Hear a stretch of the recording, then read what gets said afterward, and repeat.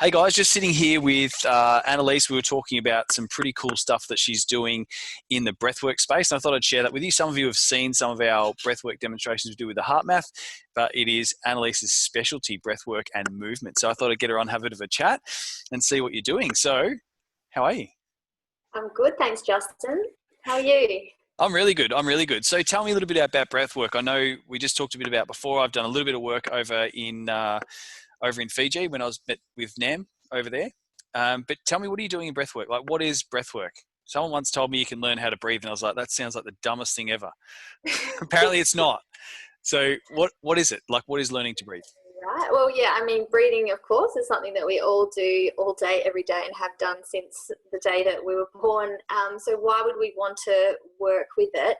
And basically, in short, our lifestyles have really set us up to not breathe very well at all. And the majority of people are walking around breathing dysfunctionally. And what that means is that it puts a lot of stress on the body and the mind. And why are we breathing dysfunctional? Well, we have a lot of stresses in life, a lot of pressure in many different forms. And these sort of stop us being present, and they lead us to leaving our body and forgetting about our breath, basically. So our breath becomes shallow. And what shallow breathing does is that it creates oxidative stress in the body. And oxidative stress, we know when that starts to build up, can lead to all kinds of issues, including disease. So breath work is a form of intention, bringing some intention back to the way that we breathe. And there's many different forms of breath work, from relaxation to more intensive controlled breathing and circular breathing. But basically, it's all designed to bring us back into function with the way that we breathe on a day-to-day basis. Nice. So when, from an NLP point of view, because most of the people watching this are going to be NLP practitioners or studying to be, we talk about the NLP communication model of the physiology has an effect on the brain and vice versa. Are you saying that essentially that the way that we breathe is having an impact on our brain, right? Absolutely, yeah. Our brain and our body as much, as well as our sense of being in our body. So breath work, or the way that we breathe, has influences on physical aspects such as our metabolism, detoxification and weight loss, our cardiovascular function. So, if we're going to go for a run and we go for a workout, then how much endurance do we have? How long does it take our muscles to recover and our breath to recover? And what's our perceived sense of exertion while we're doing it? So you will find that if you actually start to breathe well, you can go or run for longer and not get as puffed and not get as exhausted.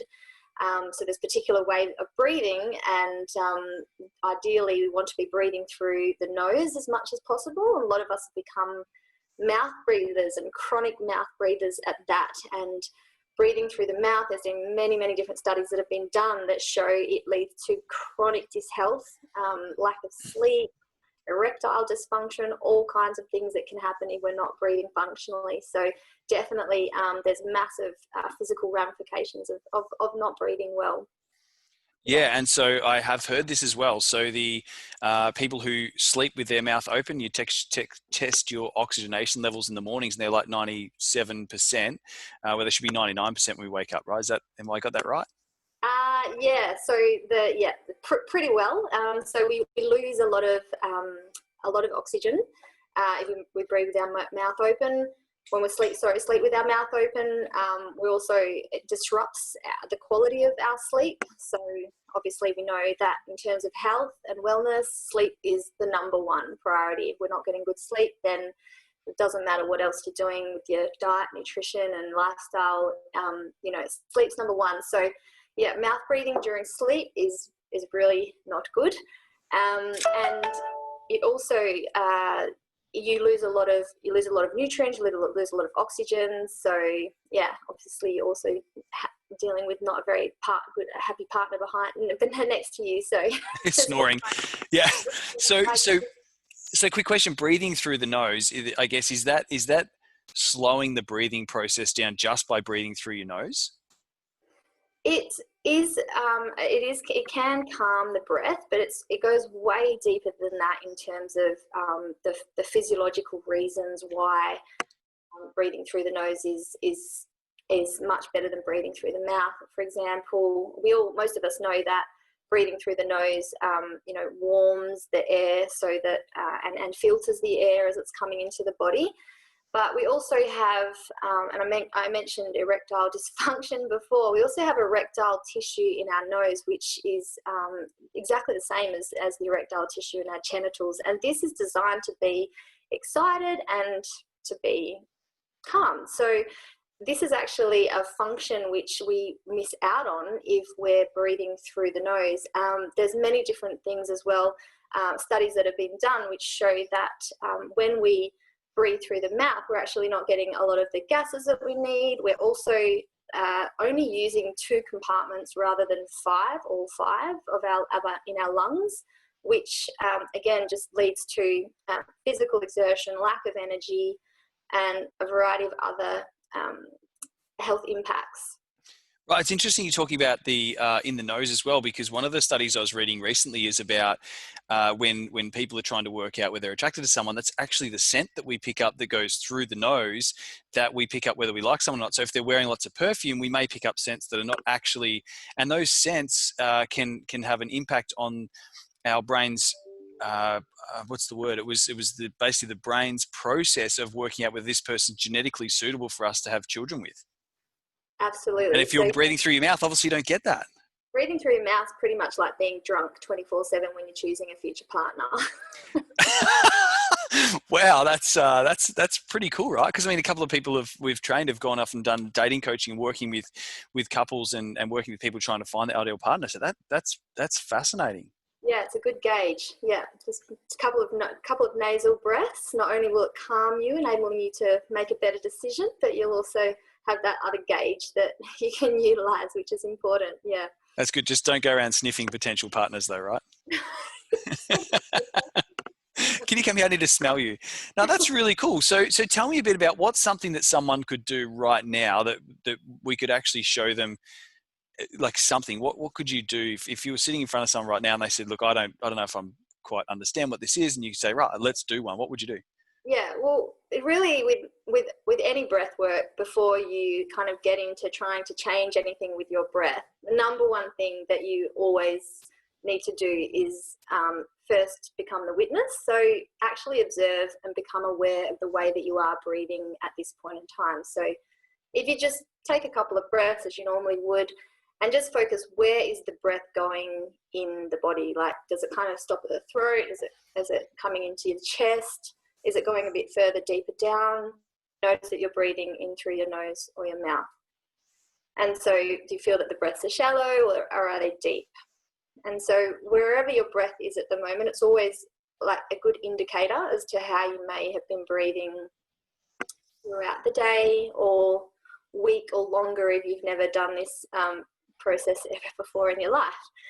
So what we want to start to do is close the mouth, breathe in through the nose, obviously as long as there's no serious blockage there at the moment, and see if you can bring that breath from the nose all the way deep down into your belly. And what breathing into the belly does is it starts to enable your diaphragm to move more, and when the diaphragm moves more, it stimulates your vagus nerve, which runs from the belly to your head. This is one of our relaxing nerves. So when we stimulate that, we can tap into our parasympathetic nervous system and calm the body.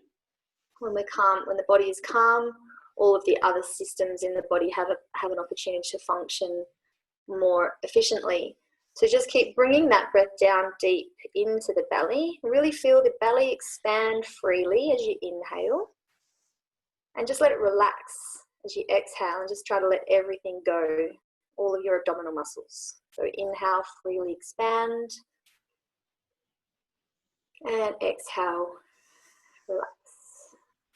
So it's really, I guess it's going to really be a great tool for people to add to their hypnosis stuff, because we do talk about breathing a lot in hypnosis. Obviously getting people into that relaxed state, breathing is a really important part, but so having some tools will be really useful for someone who's using hypnosis with their clients.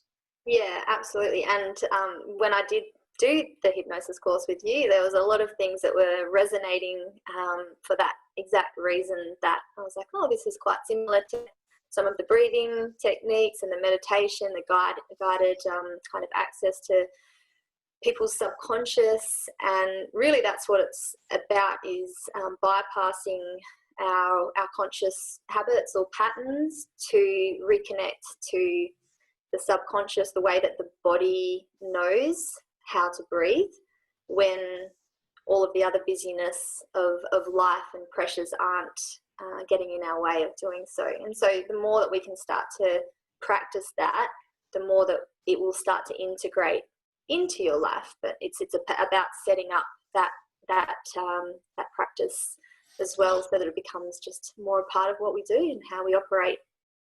Yeah, right. So I guess for the guys watching, most of them are certified in hypnosis as well, and you did our practitioner in our 3-day hypnosis course. So I guess for them, getting these tools to be able to help induce trance and just add to their toolkit, but also to be able to give clients some tasking. We talk a lot about tasking, and for those people who do feel anxiety, to be able to use something like the anxiety model in combination with some breathing techniques would be really powerful.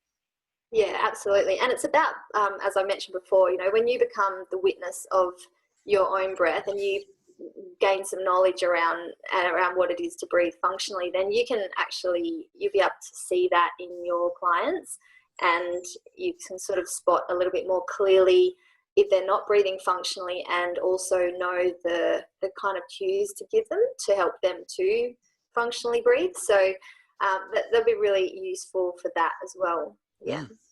That's great. So, and tell me a bit about movement. We're probably not going to take up too much more of your time, but tell me a little bit about the movement stuff that you do. How's that working in with the breath work? So I guess with movement, I'm super passionate about movement. I think there's two things that I do see that people aren't doing that well, and that is breathing and moving. So I basically work with movement is about bringing sustainable movement back into the body. So a lot of us, we go to the gym or we do sort of particular types of activities that are for, general fitness or building up the body, but are we actually building up the body in a way that is going to keep us moving and moving well and pain-free for, until we're very old? And basically I work with the fascial system a lot with the type of movement that I do. And fascia is pretty amazing. It used to be something that in dissection people just kind of put to the side because we just thought it was that white sinew that held all of our muscles together, and it wasn't really very useful. But only last year fascia was actually recognised as an organ of the body. And the reason that it is recognised as an organ is because what an organ is because it adapts to perform a specific function. And what that function is in our bodies is to transmit force, for sensory awareness, elasticity, which literally gives us the spring in our step. And so what I look for is where the system may be out of balance, such as with poor posture, and I look at the system as a whole to bring the body back into balance. And as we know, the body doesn't work in parts, so it works as a whole. And this is what the type of movement that we do is actually about, enabling people to connect from the head to the toes and feel more supported and more fluid in their movements as well, and then integrating that with the breath, and it's just a beautiful thing. Yeah, wow. So again, some nice tools to add in. I mean, it all really segues. I mean, you've been through the course and you do the breath work, so and you've already mentioned it. It's quite a nice, I guess, synergy between the two to be able to add into another toolbox to be able to, even to be able to, I guess, functionally know why I'm sending someone to a yoga course or to a movement course when I'm working with them on their health, to be able to know some more information around that. So would you be able to come down and run a course for our practitioners, like for the guys that are like, I know you're up in Perth, but would you be interested in coming down and running a course on some of this stuff? Because I think it would work really, really well with what we're already doing. Yeah, I would absolutely love to have the opportunity to come down there. It's been a couple of years since I was doing my training with you down there. So yeah, I'd love to catch up with everybody again and share my passions and yeah, hopefully kind of create that freedom for people that this kind of work does create. Yeah, I'd love to. That'd be great. So when